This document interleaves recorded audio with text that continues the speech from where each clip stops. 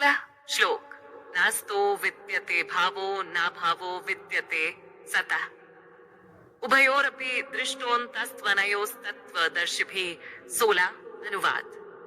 तत्वदर्शियों ने यह निष्कर्ष निकाला है कि असत भौतिक शरीर का तो कोई चिरस्थायित्व नहीं है, किंतु सत आत्मा अपरिवर्तित रहता है। उन्होंने इन दोनों की प्रकृति के अध्ययन द्वारा यह निष्कर्ष निकाला है।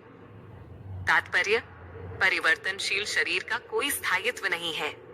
आधुनिक चिकित्सा विज्ञान ने भी यह स्वीकार किया है कि विभिन्न कोशिकाओं की क्रिया प्रतिक्रिया द्वारा शरीर प्रतिक्षण बदलता रहता है।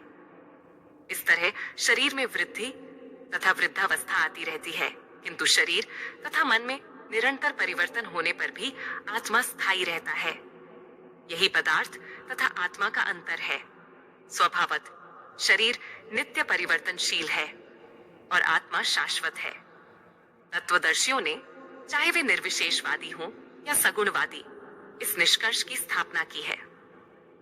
विष्णु पुराण में 2.1238 कहा गया है कि विष्णु तथा उनके धाम स्वयं प्रकाश से प्रकाशित है। ज्योतिंषे विष्णुर्भुवनानि विष्णु। सत तथा असत शब्द आत्मा तथा भौतिक पदार्थ के ही द्योतक हैं। सभी तत्वदर्शियों की यह स्थापना है। यहीं से भगवान द्वारा अज्ञान से मोहग्रस्त जीवों को उपदेश देने का शुभारंभ होता है।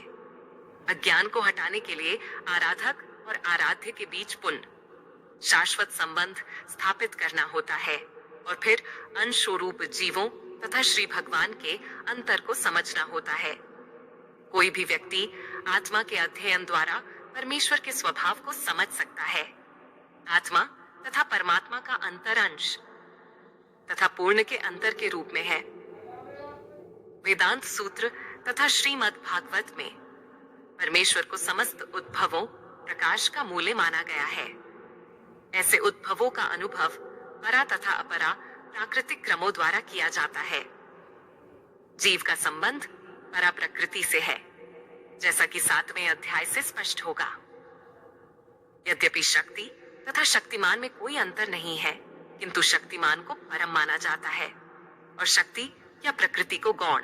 अतः सारे जीव उसी तरह परमेश्वर के सदैव अधीन रहते हैं, जिस तरह सेवक स्वामी के या शिष्य गुरु के अधीन रहता है।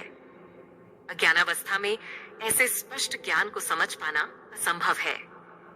अतः ऐसे अज्ञान को दूर करने के लिए सदा सर्वदा के लिए जीवों को प्रबुद्ध करने हेतु भगवान भगवत गीता का उपदेश देते हैं।